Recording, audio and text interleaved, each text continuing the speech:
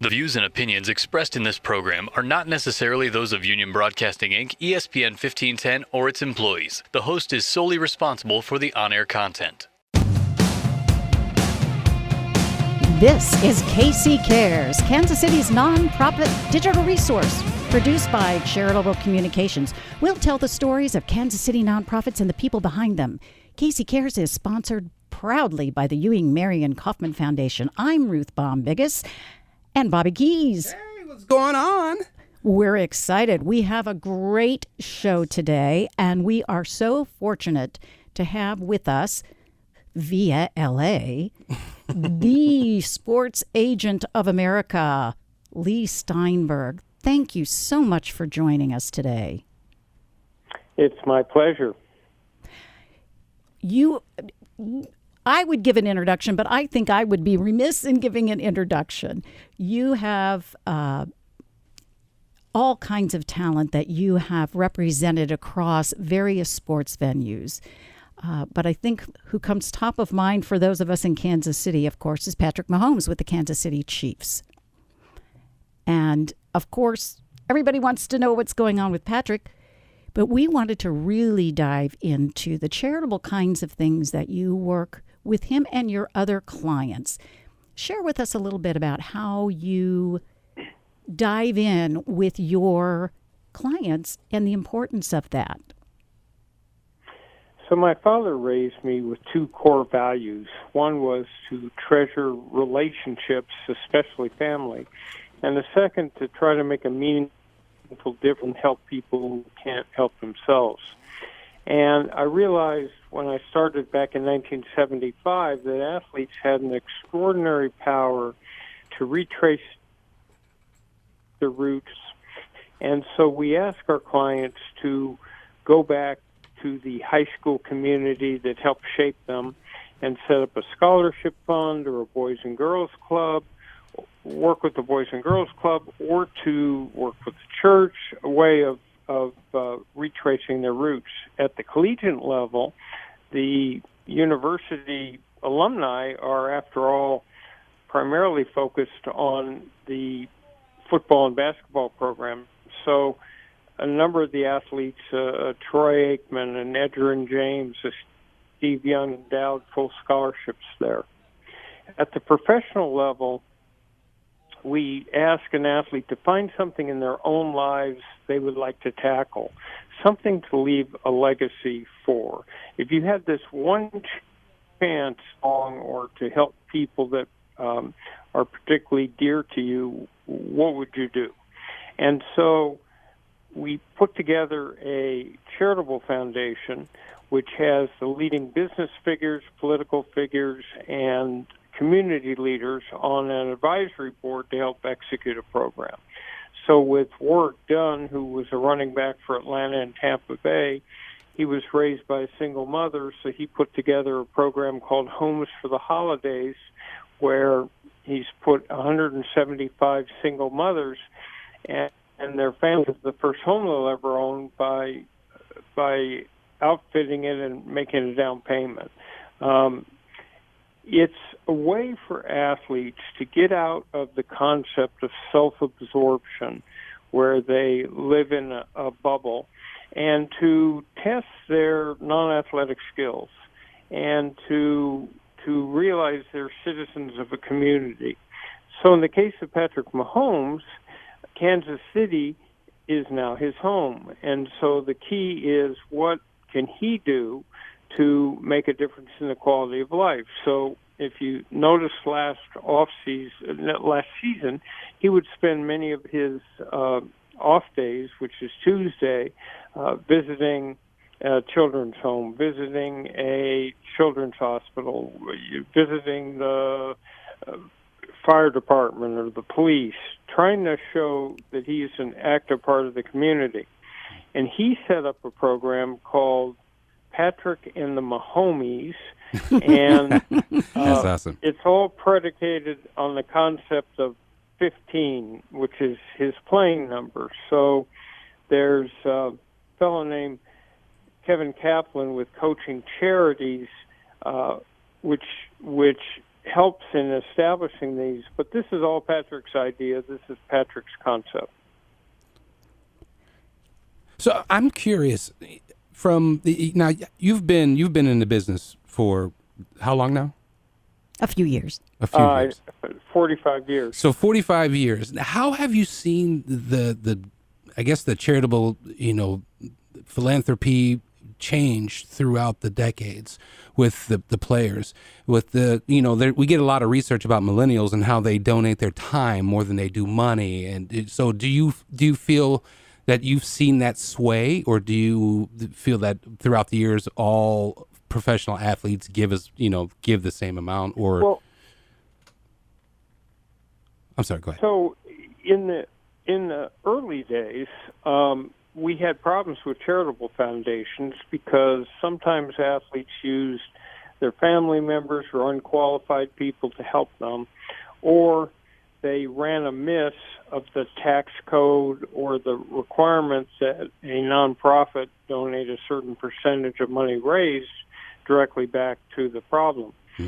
So two responses to that. One was a group of Uber foundations that allowed the athlete to have their own foundation but put it under an umbrella where that group, Mark Pollock of the Giving Back Foundation would be an example. So they parked a number of charities underneath their umbrella to make sure administratively that they were sound, and the rest of it. Or someone like Kevin Kaplan, who is administratively handling most of Patrick's foundation. So the evolution has been that we found that certain activities, like a golf tournament where you fly in a whole series of players and everything, had a difficult time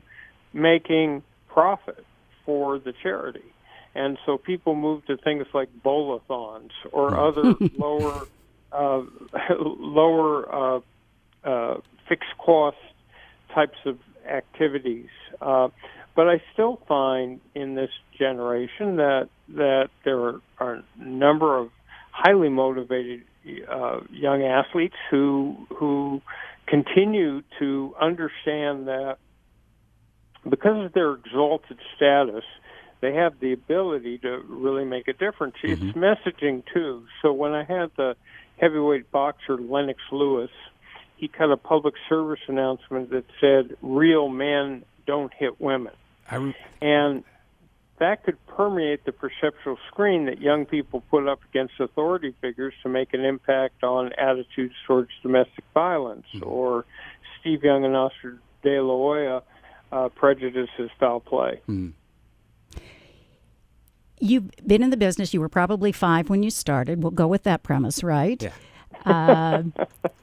Has the athlete changed?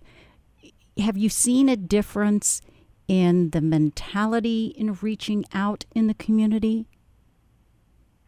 So remember that you're dealing with the societal change, which are the fact that millennials grow up on big screen computers and cell phones with all sorts of high definition production values, content streaming over them, and they text and they tweet and they Instagram and the rest of it. So it's somewhat subversive of attention span. And so today's athlete, you want to get it out in the first 5 minutes. The thought that they would, sit for a couple-hour philosophical discussion on the benefits of being a good citizen and role modeling probably is not going to happen. But the reality is you still get athletes who are brought up and they play team, especially when they play team sports, they understand.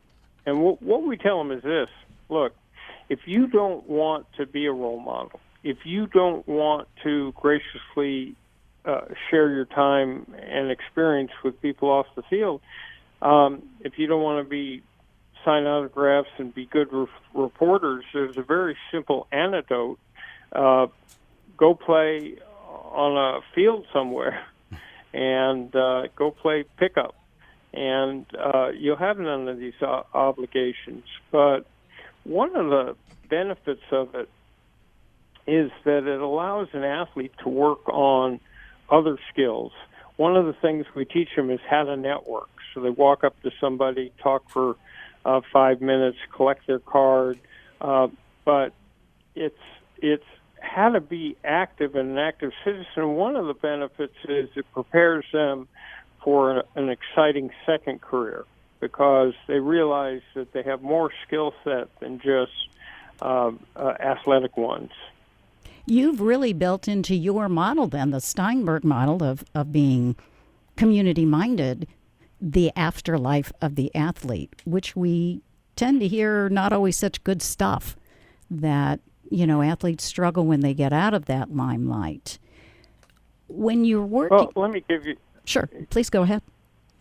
Let me give you an example. In Kansas City, you have an amazing young man named Deron Cherry. So Deron Cherry played for the Chiefs, and he had the Cherry Foundation, which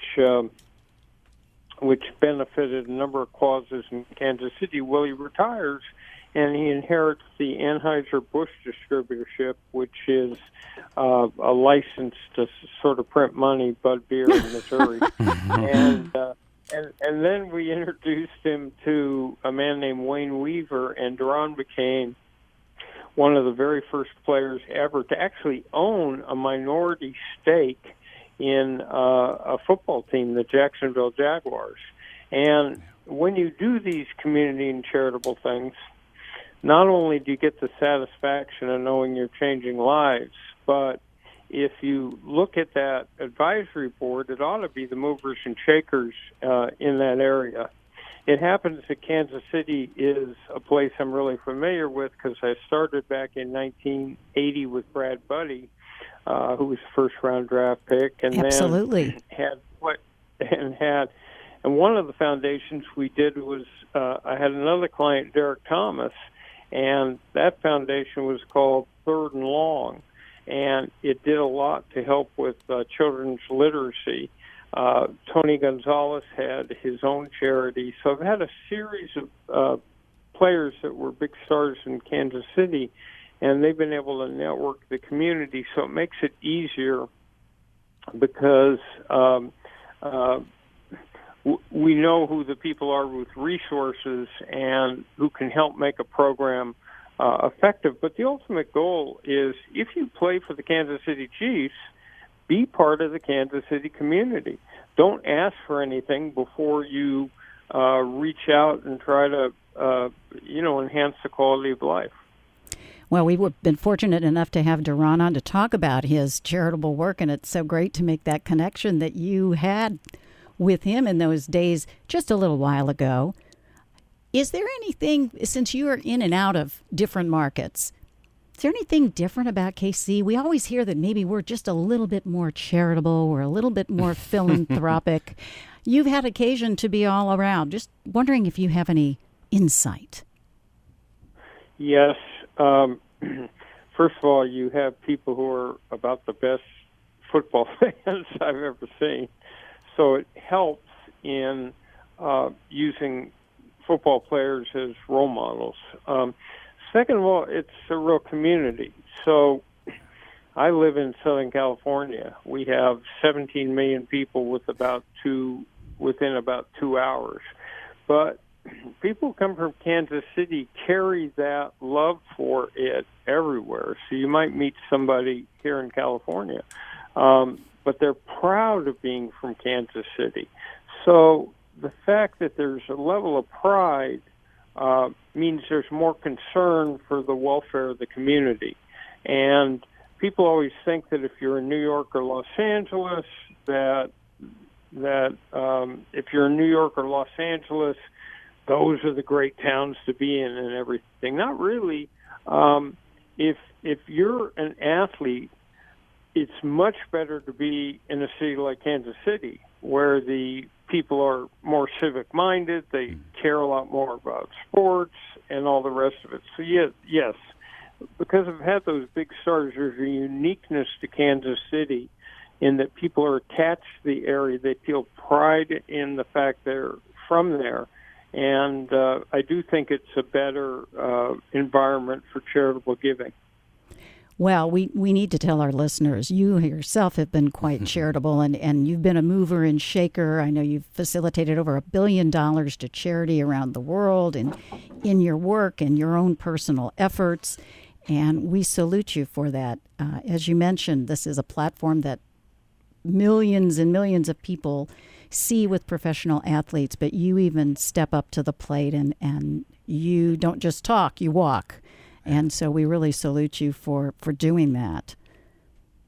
Well, it's my pleasure. We can target issues like domestic violence, sex trafficking, bullying, racism, awareness of climate change. And my dad had one thing he used to say to me: when you're looking for someone to solve a problem as small as picking something up off the ground or as large as a major societal issue, and you keep waiting for they or them to do it, to fix the problem, older people, political figures, he would look at me and say, if you're waiting for they or them, you could wait forever. And he'd point his finger and say, the they is you, son. You are the they. So it's that sense of individual responsibility that we're responsible for the conditions around us. And if you live in a place like Kansas City, then you have to be focused on what needs improvement and how, if you're fortunate, you can reach out your hand to those who are less fortunate. Leigh, thank you so much. Next time you're in Kansas City, drop by. We would love to have you in the studio. So much more to ask. Happy to do it. Thank you again. We'll be back after this. Inspired by Ewing Marion Kauffman, the Kauffman Foundation believes that every person, regardless of their background, can take risks, achieve success, and give back to their communities. We work together with our Kansas City community and beyond through investments in education and entrepreneurship that create uncommon solutions. By listening first to the communities we serve, we seek to understand the problems and dream big with people to build innovative programs that deliver results. Ewing Kauffman worked hard to make Kansas City a major league city. We strive to continue that legacy today, challenging ourselves and our community to take calculated risks, solve problems, and help empower people to shape their future. Learn more at Kauffman.org. Did you know that there are medical grants available for families struggling with child health-related expenses? The United Healthcare Children's Foundation is accepting applications for the 2010 grant program now.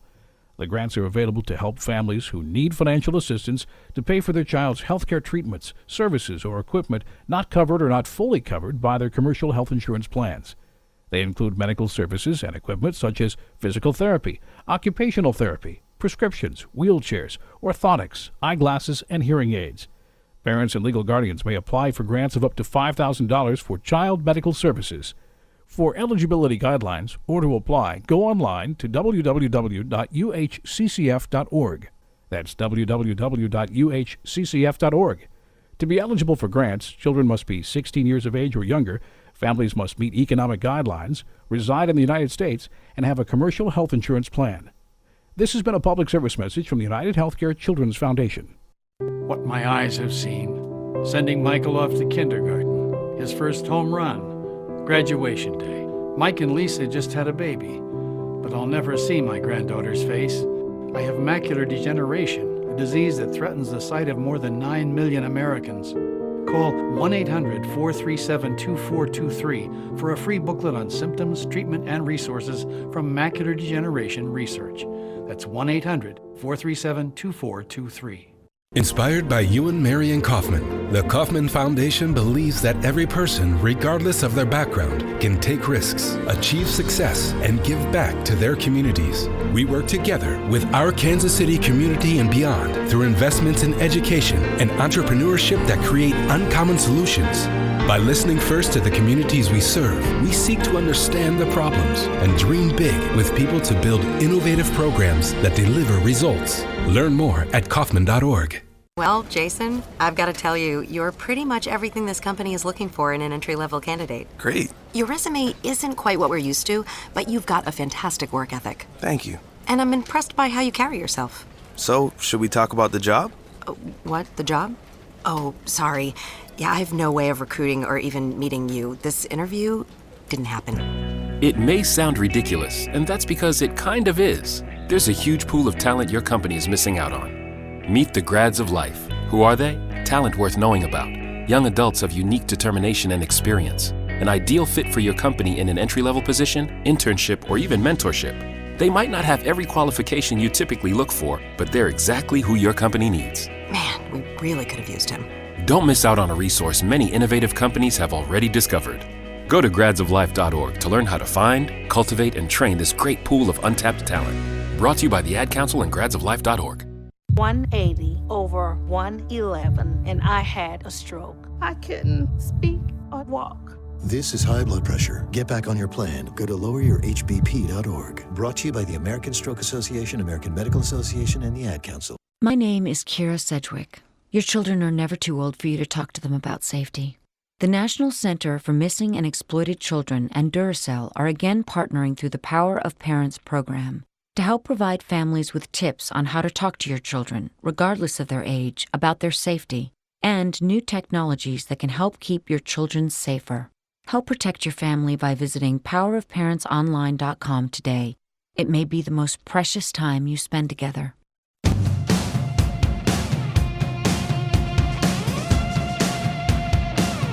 Welcome back to KC Cares, Kansas City's nonprofit voice and your digital resource, helping organizations survive and thrive. We'll tell your story to our community. I'm Ruth Baum-Biggis. And I am Bobby Keys.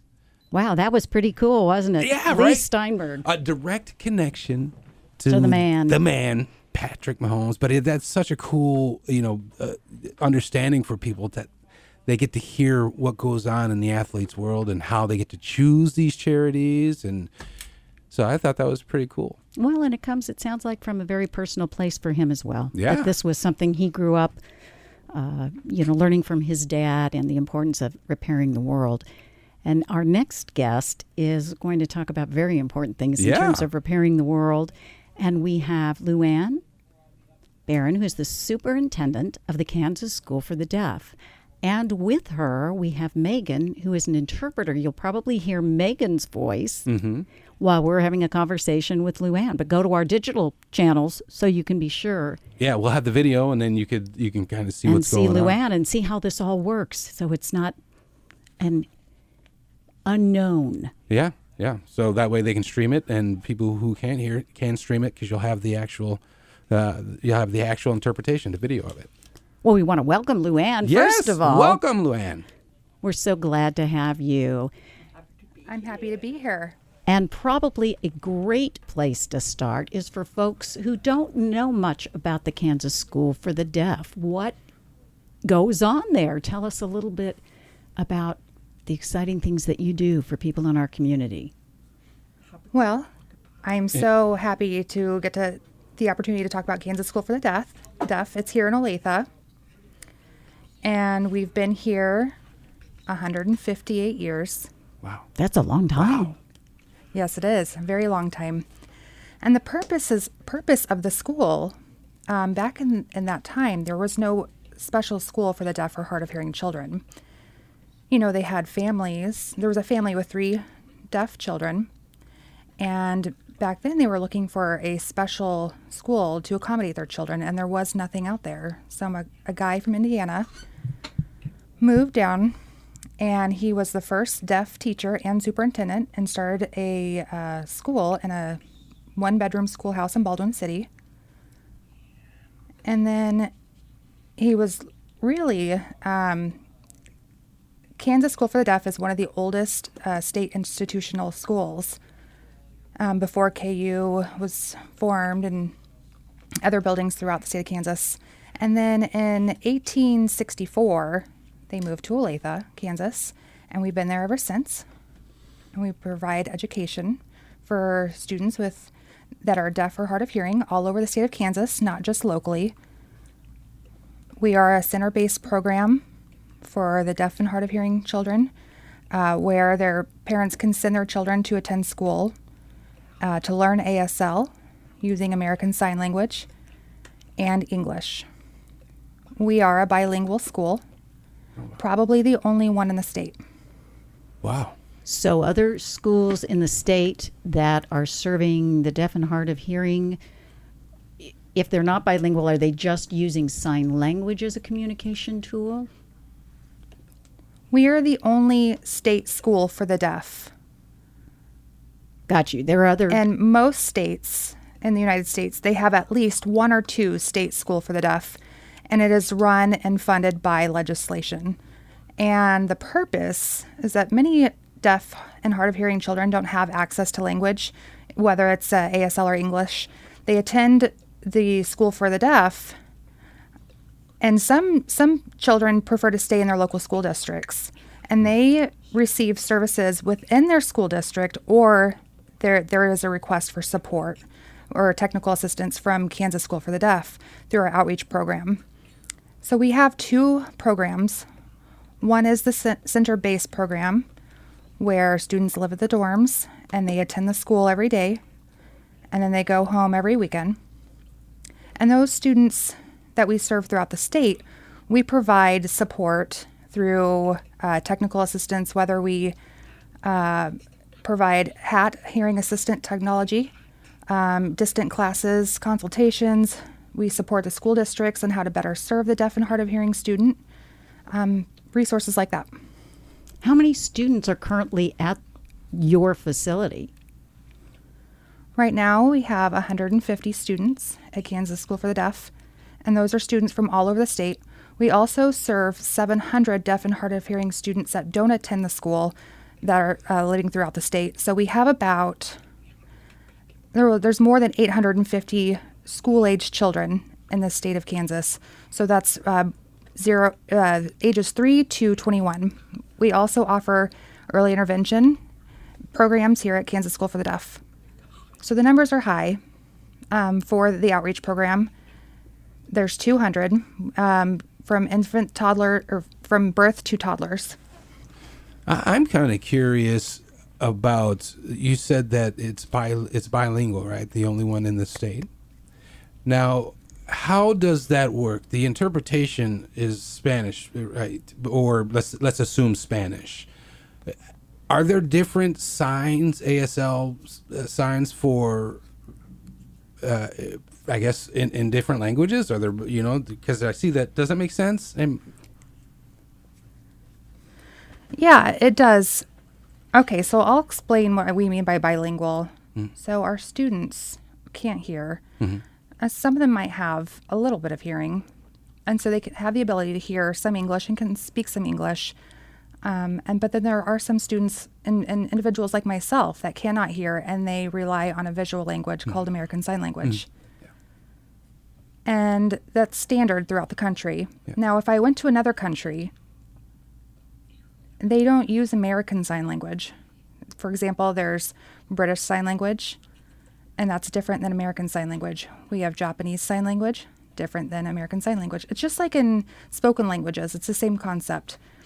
If you speak English and you go to another country, you have to learn their language. They speak a different language. It's just the same applies in sign language.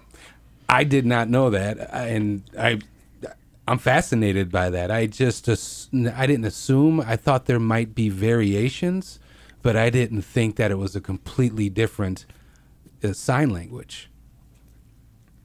So if a student wanted to learn Spanish, let's use that for an example, they would have to learn Spanish Sign Language. Is that correct? Yes. I went to 4 Deaf Olympics events myself. They have Hearing Olympics, and they have Special Olympics, and then they have Deaf Olympics. and that's every 4 years. And I've been to 4 different Olympic events, and I got to socialize with many different Olympians throughout the world. What we call it, if we can't really sign in their language, we call it a universal, quote-unquote, international sign. It's more of a visual that most of us from other countries are able to understand.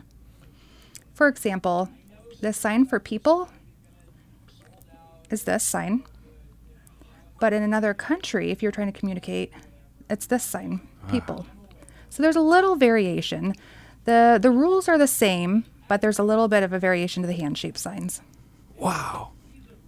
That is awesome. That's amazing. Everybody, you have to go to our YouTube channel to understand this and the visual to it. I am curious, at the school, since you're dealing with a large expanse of age, what is curriculum like? Are, let's say, the high school child at your school getting the same kind of curriculum in terms of subject matter, etc.? Yeah, I'm happy you asked that question, because oftentimes there is a misunderstanding in the community. They think that, oh, you're going to Kansas School for the Deaf, that means you're only learning ASL and you're not learning English. And they assume that we have our own curriculum, and that's not true. We have to follow the State Department of Education standards and expectations for the curriculum and the assessments that all hearing children have to take. Our students follow the exact same curriculum. We offer all ranges of courses, and we are a very small school, and so we can offer courses that meets the state's Board of Educational requirements. But the language of instruction is in American Sign Language and English. Where do your instructors come from? And the instructors, where do they come from? The teachers. Oh, the teachers. Okay. Well, all over the United States, we recruit, advertise, and hire teachers, and the requirement is that they must be bilingual or at least fluent in ASL.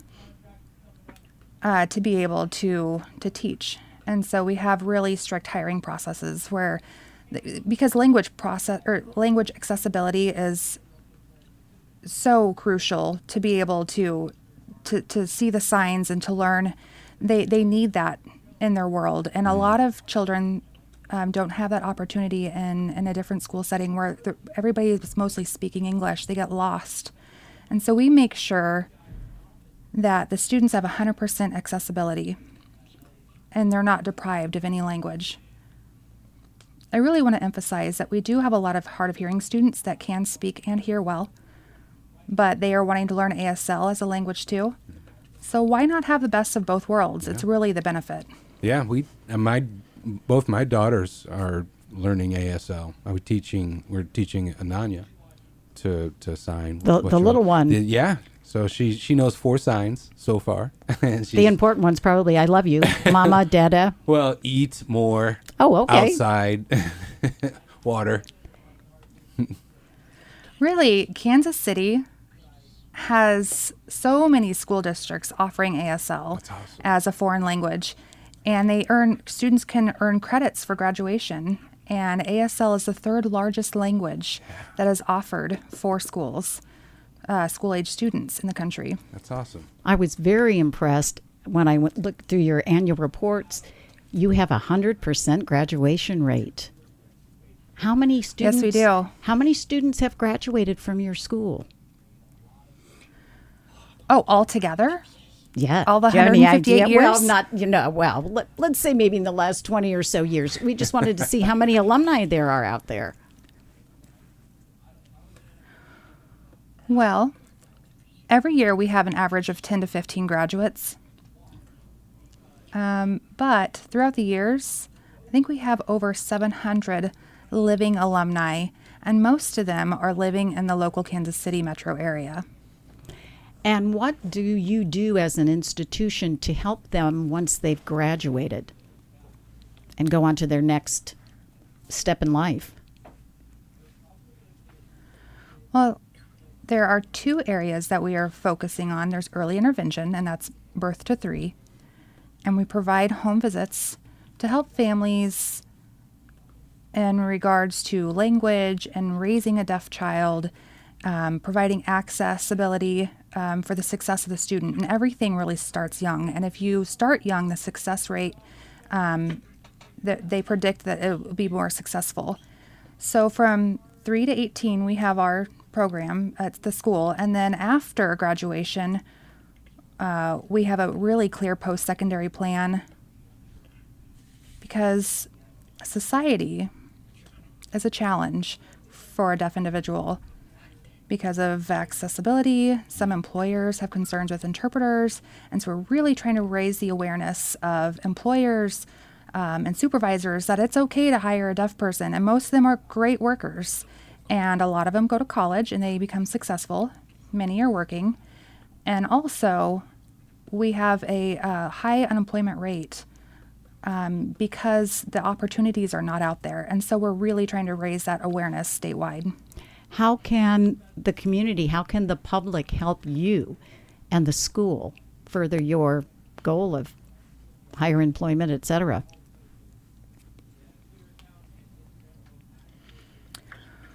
Well, feel free to contact us. We have a transition specialist that could come to your business. We have an outreach team that can work with families. We have a variety of resources that we would be so very happy to share. And our goal is to raise awareness that Kansas School for the Deaf is available for students, and the students meet all the requirements to graduate and become successful in their field of employment or in their secondary plans. And there's a lot of resources, and we do travel throughout the state of Kansas. We give presentations, workshops. We come to the hospital, to the schools, to the businesses. Different organizations will go and speak to different service organizations, nonprofit organizations, everything like that. And there's all kinds of details on your website, which is ksdeaf.org. And we would encourage people to reach out. Luann, this has been an incredible education for us, and we're just so delighted that you came to share this jewel that is right in our own community. I just want to thank you so much for this opportunity. I know every deaf and hard of hearing child matters, and it's important that they get the appropriate education so they can be successful in life, and we want to thank you for that opportunity. Thank you. Inspired by Ewing Marion Kaufman, the Kaufman Foundation believes that every person, regardless of their background, can take risks, achieve success, and give back to their communities. We work together with our Kansas City community and beyond through investments in education and entrepreneurship that create uncommon solutions. By listening first to the communities we serve, we seek to understand the problems and dream big with people to build innovative programs that deliver results. Ewing Kaufman worked hard to make Kansas City a major league city. We strive to continue that legacy today, challenging ourselves and our community to take calculated risks, solve problems, and help empower people to shape their future. Learn more at Kaufman.org. Wow, this place is so adorable. I can't believe we haven't stopped in sooner. Yeah, it's really cute. Betsy, look at these sweaters. 2 for $75, and they look amazing on our girls. Maybe they would. I'm not sure if it's the right size. Oh, come on. You know they're perfect. What's wrong? Suzanne, I have no business being in this store. I should not be shopping. Things are really tight right now. Tight? Are you and Michael having trouble? We're behind on our mortgage, and Michael is really worried. Listen, Bill and I had the same problem a few months ago, and we got some really great counseling, and it was free. I'm going to email you the information as soon as we get home. Suzanne, you're the best. If you even think you may be in danger of foreclosure, call the National Foundation for Credit Counseling. Certified housing counselors can help you work through your problems, and the service is free. Call the NFCC at 866-687-6322 or visit mortgagehelpnow.org. That's mortgagehelpnow.org. This has been a public service from the NFCC. It's hard to talk to your kids about the S word because they're too young to think about bedroom activities. So you try to limit their exposure to adult behavior. But there's birds and bee stuff everywhere. We know the S word makes you uncomfortable, but you've got to talk to us about sex. You don't have to be explicit. Just tell us how you feel. Tell us you want us to wait to do that stuff. For help starting the conversation, visit forparents.gov. Brought to you by the U.S. Department of Health and Human Services and this station. Inspired by Ewan Marion Kaufman, the Kaufman Foundation believes that every person, regardless of their background, can take risks, achieve success, and give back to their communities. We work together with our Kansas City community and beyond through investments in education and entrepreneurship that create uncommon solutions. By listening first to the communities we serve, we seek to understand the problems and dream big with people to build innovative programs that deliver results. Learn more at Kaufman.org.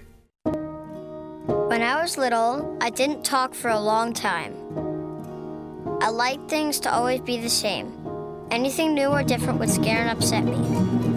I was very sensitive to lights and sounds. It was almost like I had bigger eyes and ears than everyone else. So I built secret hiding places where nothing could get in. I didn't like looking people in the eye. It made me feel uncomfortable. I'd throw big tantrums over little things like when my socks didn't match. Sometimes I'd do the same things over and over. Until one day, I found out I had autism. My family got me help. Slowly, I learned how to live with it better. You can see signs of autism in children as young as 18 months. Early intervention can make a lifetime of difference. Learn the signs at autismspeaks.org/signs. Brought to you by Autism Speaks and the Ad Council. Green, green, green. It's your home, it's your dream. Radon test and living healthy and clean. Make it green, green, green. Making it green is making sure the air in your home is healthy for your family to breathe. Testing for radon is easy. Just call 866-730-GREEN. Make it green, green, green. A message from the U.S. EPA. Welcome back to Casey Cares, Kansas City's nonprofit voice and digital resource. I'm Bobby Keys. And I'm Ruth Baum-Biggest. That was an education. That was. And we touched the surface. You know, I just really, you never know how ignorant you are until, I am when I say that. Well, me too. I'm like, what? They were probably like, yeah, there's different languages, but I had no idea that there were different sign languages. And well, how would you, because you're hearing. Yeah. So you've not confronted that. But that shows how uneducated we are about the ASL and shows us that there's always room to learn more. Exactly. I like that. There you go. And we're going to learn more now about an event that's been around Kansas City for a while. But it's a big anniversary. It's KC Superstar. 10th anniversary. And we have the woman who is the mover, the shaker of KC Superstar, and that's Felicia Zorski. Hello, friends. How I'm so sorry you? to bring you a coffee. That's all right. Next time, I I'll share mine. I'll share mine. They got Starbucks. Felice was very kind and brought me a nice, cool drink, so that was lovely. Thank you. My pleasure. So not only is she fabulously talented with KC Superstar, but she's very kind. Yes. Thanks. KC Superstar has been is a high school singing competition to find Kansas City's best singer in the area at this place and time. Correct. How did this all start? Give us a little background. So, why this? Be happy to. This is our 10th year, and it is the major fundraiser for the Jewish Community Center. And at that time, the executive director had just moved here from Atlanta, where I believe they had it as a very small version. And he said, I want to bring this to Kansas City and make it our major fundraiser. And from that first year, people loved that they were not coming to another boring chicken dinner. They were right, because how many times have we all been invited to fill a table where there's a chicken dinner and a bunch of speeches? But instead, they got an incredible show with these 10 incredibly talented teens from all over Kansas City. And every year, it has grown and grown and grown. And every year, we have just been able to get better talent to host it. And it's a big big fundraiser, and we see kids from all over the city. So it's a fundraiser for the Jewish community, but when kids come and audition, they are from all over Kansas City. How do you pick the kids? How does the process work? It's quite a process. Okay. So the kids will register online, and we have 4 judges that judge them at auditions. They're closed auditions. They sing a cappella and we get about 200 kids that come to audition. Then the kids will perform. So it goes from about 200 kids to somewhere in the low 20s. Then they perform at a semifinals event at the Jewish Community Center. That's a free event. We have 4 different judges who narrow down those kids to the top 10. Then those kids perform all summer long, and then they perform at our big show at Johnson County Community College, and there's a different set of judges. So it's we try and make it very legit. We try and get judges who are not really involved in the youth theater or who aren't high school drama teachers to try and not have any favorites and things like that. But they are professionals in all different areas in the city. Wonderful. So tell us about, from the moment they walk in, what is their process like, their life like? I mean, it's they don't kind of right. So they walk into a room. Most of these kids, anytime they have auditioned, it's either for their school, so they know everybody. It's for theater in the park, which they've probably auditioned for before. So things are very familiar. When they come to the Jewish Community Center to audition for Superstar, most likely they've never been in the building. They don't know what to expect. And they basically walk in, they stand on an X, then they sing a few bars, and then they leave. It's pretty quick. And then a few days later, it's posted who makes it to move on to the semifinals. After the semifinals, they'll come.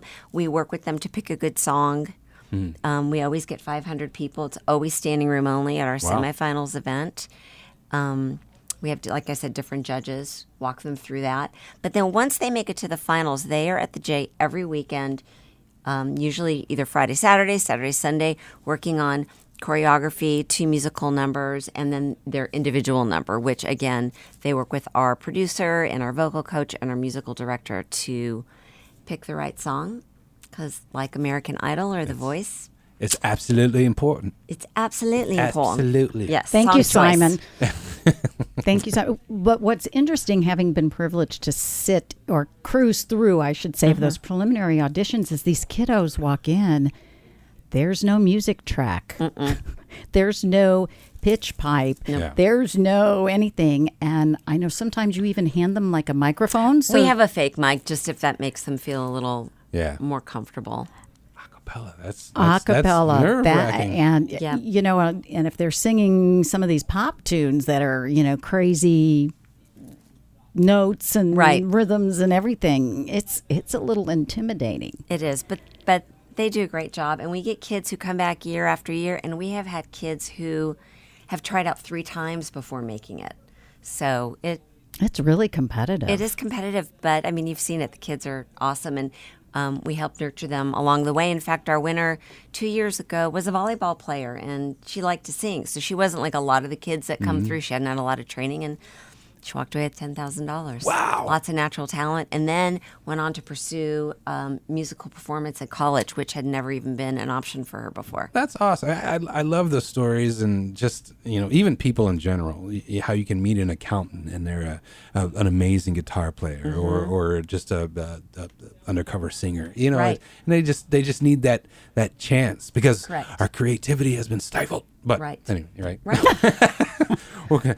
But I digress. But no, I always find it amazing to hear stories like that. It is amazing. And I think the point is a lot of kids don't audition because they think if someone is that talented and has been singing since they were 3, I can't possibly be that good. But if you have natural talent, our staff will... You can hear it. They'll teach you. They'll teach you the tricks. Do you do all this work? Or do you have little helpers in the back closet of your office? I have a great committee.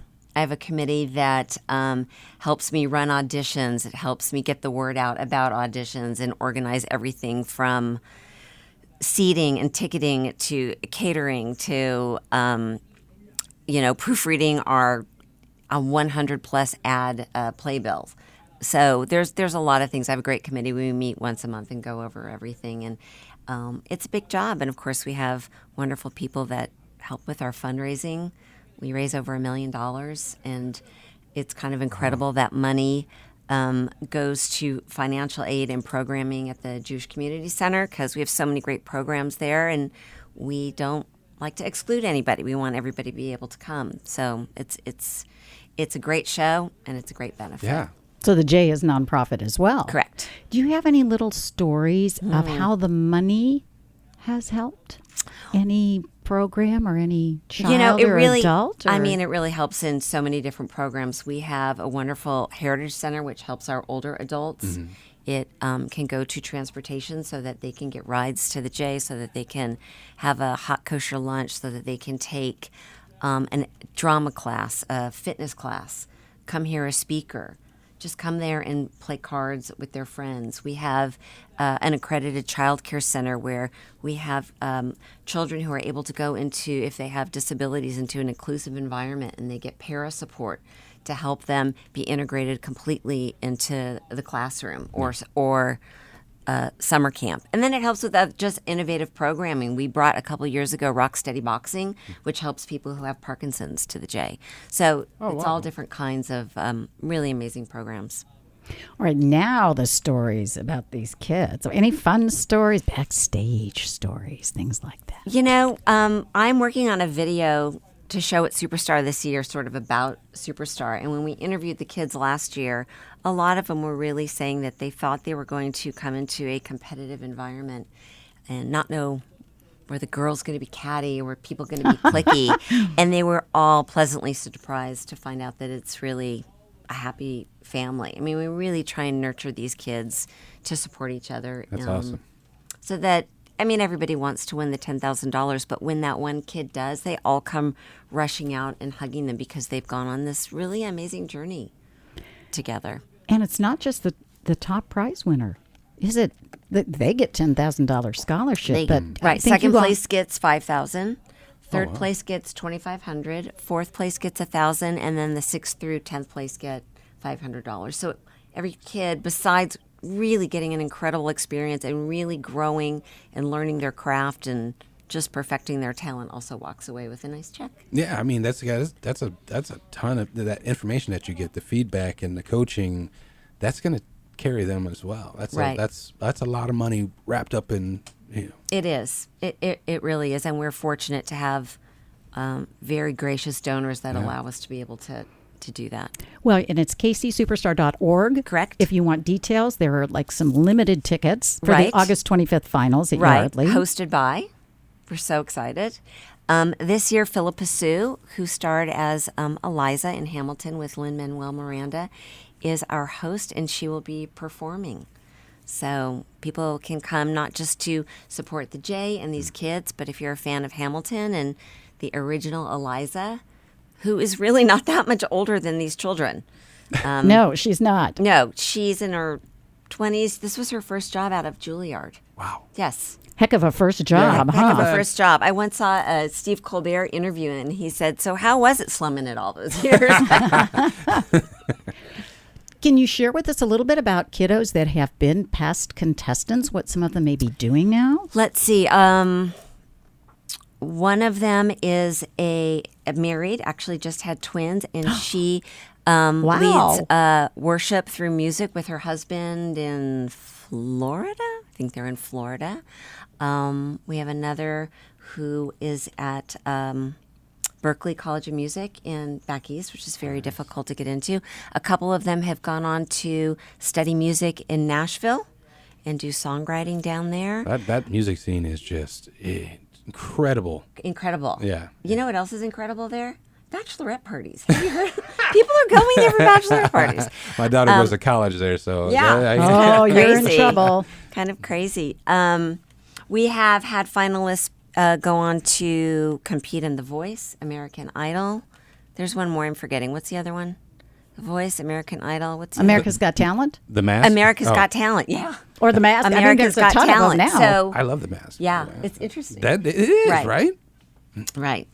But Kansas City has so much, and I've always preached this, it's just got so much talent. Yeah, I mean, so much. And we've kind of been just washed over, looked over all these years, but you get, I mean, look at the musical history from the jazz, right? And even to the hip hop, like with Tech Nine, absolutely, and, like, amazing. The #1 independent rapper in history here, and right. then we got some of the most notable jazz artists that were from here, and it's just such an amazing. It's a crazy, just. I know. But now it's nice to see it coming back, because I feel we lost our music scene, but now arts are coming back, and what you guys are doing to get kids motivated and back into it and put it on the spotlight. I think that's wonderful. Thank you. Yeah. Thanks. And even if these kids haven't gone on to Broadway yet. Right. And we have had some on Broadway. It doesn't preclude that being the possibility. What a leg up for these young kids. Absolutely. And the diversity has been pretty amazing. Yeah. It is amazing. And we don't unlike other competitions, this doesn't cost the kids anything. There are some competitions they have to pay to audition. They have to pay to be a part of. There is no, first of all, I'm an ex-casting director. That is not legit. If you're auditioning, you don't pay. We've had kids who haven't been able to get transportation every single weekend. If they live in Weston to get to Overland Park, we pay to get them here. So we pay for everyone's costumes. So we don't let finances stop anybody from being a part of it. That should not be a stumbling block for you pursuing your talent and your dreams. Yeah, because that was the reason I got out of acting here. It didn't pay a whole lot back in the day, and you have to support a family. Not that I got completely out of it, but doing stage work, it just at the time it was tough. You had to work a full-time job, and then you also had to travel and go to performances and then matinee. So it's nice. That's amazing. It is amazing, and again, it's because we have such nice donors who allow us to be able to offer that. And saw that as important, that it shouldn't be a hurdle to anybody getting to compete. Correct. Because this is a diverse city, and why shouldn't a competition, reflect that besides the others? Yep. So just a handful of tickets, you're raising millions of dollars that really then help anybody access the J, because even though it's the Jewish Community Center, it's open to everybody. To everybody. So we love accessible. Everybody. Yes, exactly. Just got like a minute left. Give us a little sneak peek of the show. I mean, it's Hollywood or New York or whatever. It's in production value. We have a full band. Those kids work all summer dancing. They sing their hearts out. They dance their hearts out. Philippa Souche is going to sing a couple songs from Hamilton, plus some other Broadway songs, I'm sure.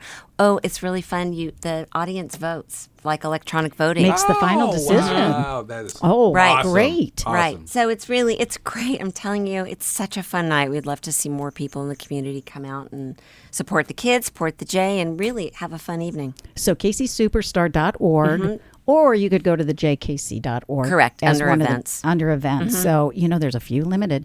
And you've had big guns in. I mean, you've had Rob Riggle. Rob Riggle 3 times came in. He was great. And we've had Megan Hilty, Stephanie J. Block, who just won a Tony. So for the Share Show. So nice. It's a fun way to support a great community institution and these kids. Yeah. You'll be blown away. Check it out. Felice, thank you for sharing. Thanks for inviting me. This was so fun. The inside scoop. You got it.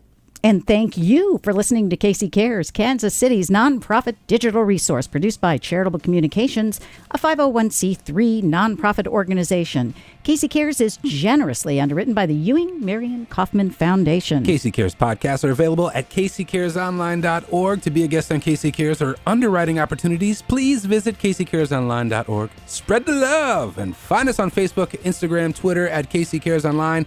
And thank you for listening to Casey Cares on ESPN 1510 AM and 94.5 FM. ESPN Kansas City is KCTE Independence and K233 DM Raytown, 1510 AM, 94.5 FM.